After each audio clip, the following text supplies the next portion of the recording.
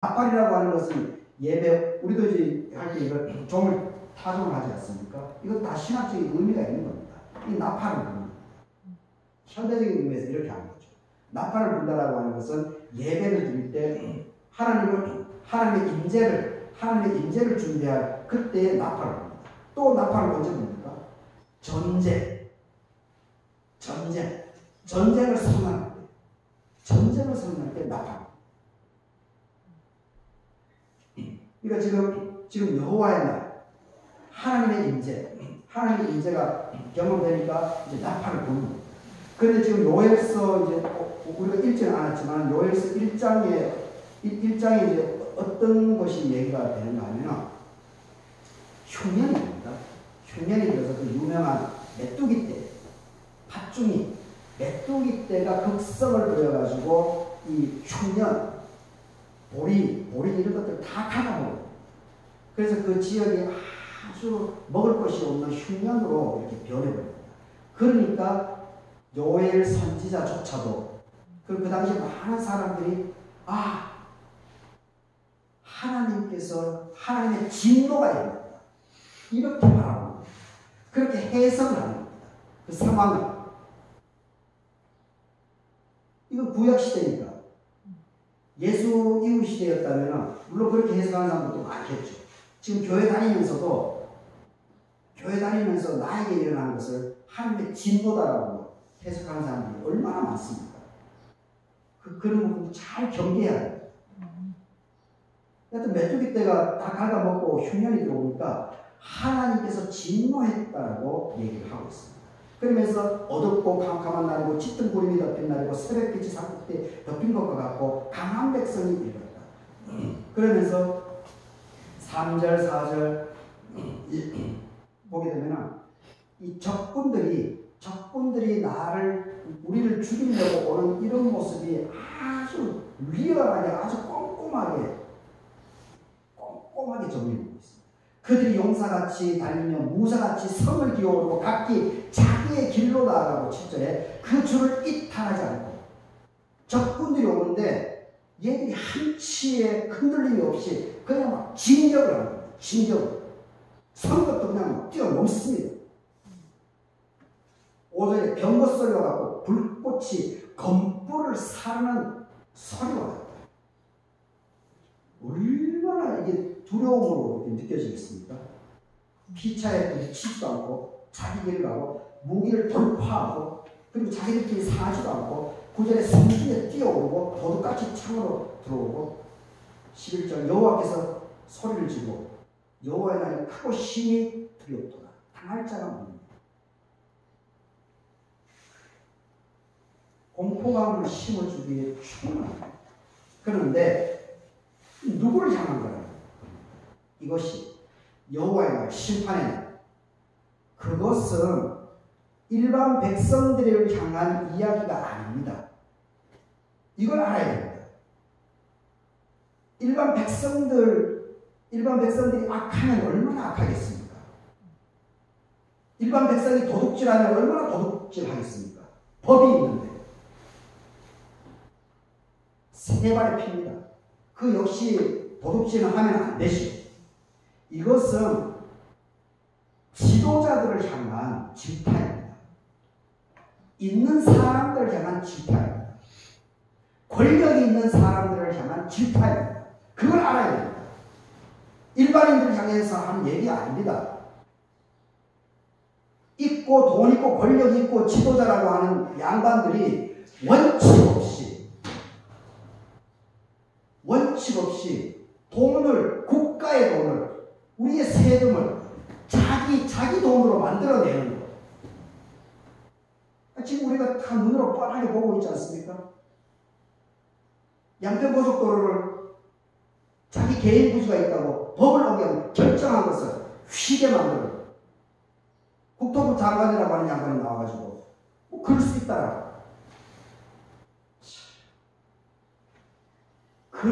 그런 잘못된 사람들, 그런 사회 상층부에 있는 자기의 말 한마디에 의해서 이 국가가 완전히 허물어질 수도 있는 이런 사람들을 향해서 하는 얘기입니다. 이장님 목사와 같은 그런 양반. 자기 한마디 말로 큰 사람을 쏘여가지고 가정을 파괴하고 직장 잃어버리게 하고 그런 사람을 향해서 하는 말입니다. 일반인들을 향한 것이 아닙니다. 그래서 우리가 분명히 인지를 해야 됩니다. 그런데 이것을 막 일반인들에게 막 쏟아 부어 넣어서 공포감을 심어주고 있어요. 정말 이거 잘 이해해야 됩니다. 그래서 오늘 이 마가복음 보십시오. 마가복음에서는 등불 21절, 22절은 등불 얘기하죠. 등불의 기능은 뭡니까? 말기의 기능은 뭡니까? 차의 기능은 뭡니까? 트랙터의 기능은 뭡니까? 다 기능이 있죠. 등불은 어둠을 밝히는 것이 그 역할이죠. 등불이 어둠을 밝혀내지 못하면 그 역할을 못합니다. 그래서 이 말 아래, 평상 아래, 이 아래쪽에 들으면 뭐합니까? 보이시죠? 어두움을 밝히려면 가능한 위쪽에 등경은 촛불은 올려놔야 되죠. 그러니까 자기 기능을 잘게끔 해야 됩니다. 대통령이면 대통령으로서 자기 기능과 역할이 있습니다. 장관이면 장관으로서 역할이 있습니다. 교회 다니는 사람이라면 교회 다니는 사람으로서 해야 할 역할이 있습니다. 그 자기 일을 열심히 하는 것이 중요합니다. 자기 일을 해야 돼요. 남 탓하고 핑계대고 남들 얘기할 필요 없습니다.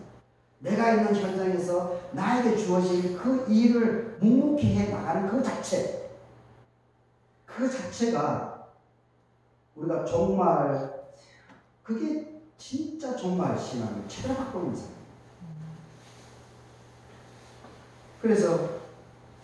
그래서 여기 오늘 본문에서는 26절에 보십시오. 이제 여기서 이제 하나님의 나라라고 하죠. 예수님 복음서에서는 항상 하나님 나라, 이 하나님 나라가 그래서 개념이 참 중요합니다.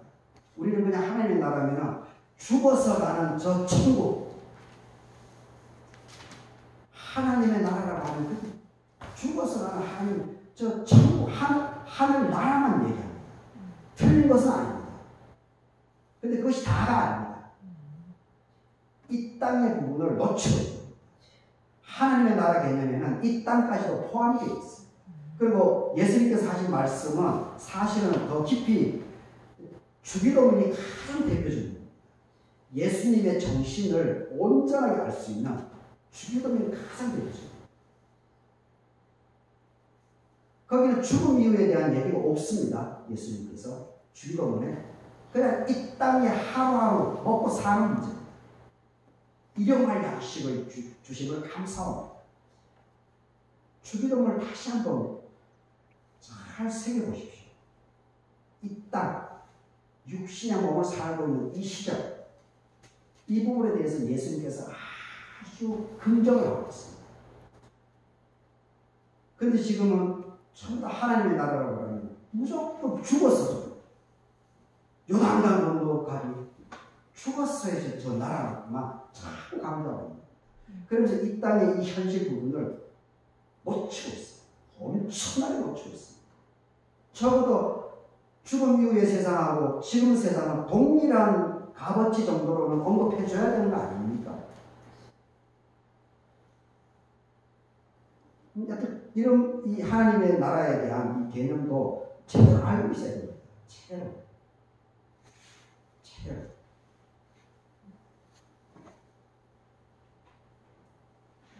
그러면서 예수님께서 하나님의 나라 부분을 어떻게 얘기합니까? 씨를 비유하죠. 그 뒤에는 겨자씨 얘기는 하지만 씨를 비유합니다. 씨. 여기 계신 분이 다 농부니까 신영 시장님 농부는 아니지만 텃밭은 갖고 계십니다. 씨가 나서 자랍니다. 어떻게 그리 되는지를 어느 누구도 알지 못합니다. 이 하나님의 나라. 하나님의 나라는 씨하고 똑같다는 겁니다. 심긴 심는데 땅이 스스로 열매를 맺게 합니다. 여기서 이 땅이라고 하는 것은 상당히 상징적이죠. 이게 이제 하나님으로 충분히 이해할 수 있죠. 하나님이 열매를 맺게 하는 겁니다. 그래서 그 때와 시기는 알 수가 없는 거예요. 땅이 스스로 열매를 맺게 하는 거예요. 그래서 처음에는 싹이고, 다음에는 이삭이고, 그 다음에는 곡식이고, 29절에서는 열매가 익어서 낫을 되어서 추수를 하는 것이다. 이렇게 이 마지막이라고 하는 것이, 재림이라고 하는 것이 하나님의 나라가 어떻게 임할지는 어느 누구도 알지 못합니다.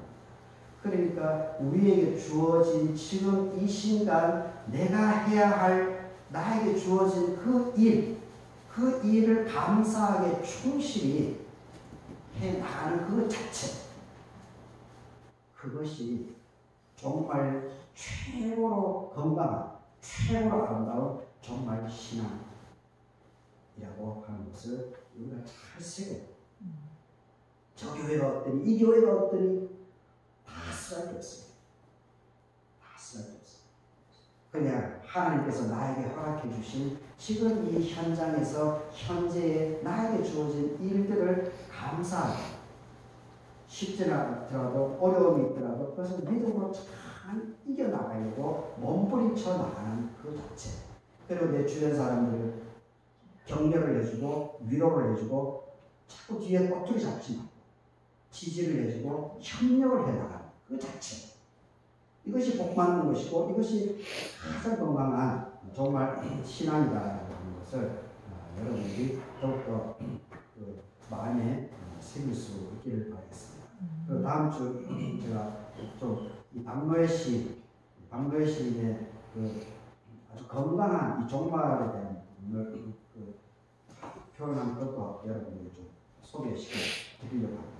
하여튼 이 말씀으로 한 주간도 여러분이 평안하기를 바라겠습니다. 다 같이 기도하도록 하겠습니다. 하나님의 나라는 사람이 씨를 땅에 뿌린 것 같으니 그가 밤낮 자고 깨고 하는 중에 씨가 나서 자라되 어찌 그리 되었는지 알지 못한다. 땅이 스스로 열매를 맺되 처음에는 싹이고 다음에는 이삭이고 그 다음에는 이삭의 충실한 곡식이다. 아버지 하나님, 오늘 요엘서 2장, 데살로니가전서 5장, 마가복음 4장을 중심으로 주의 날은 밤에 도둑같이 온다라고 하는 정말 신앙, 예수 재림에 대한 이 부분, 이것을 우리가 어떻게 이렇게 잘 이해하고 바꾸고 우리의 믿음을 중심을 잡아야 되는가라고 하는 부분을 살펴보겠습니다. 이 종말에 대한 이것이 참 왜곡되기가 너무 아쉽습니다. 그리고 여기에 공포감을 심어주게 되면 웬만한 사람은 그냥 휙휙 이렇게 넘어가 버리게 되는, 그래서 가정이 파괴되고 재산을 탕진하게 되고 직장을 잃어버리게 되고 그리고 죽음으로까지 몰게 되는 그런 위험성이 우리 성경에 나와 있는 이 종말이라고 하는 이 부분에 내포되어 있는 부분입니다.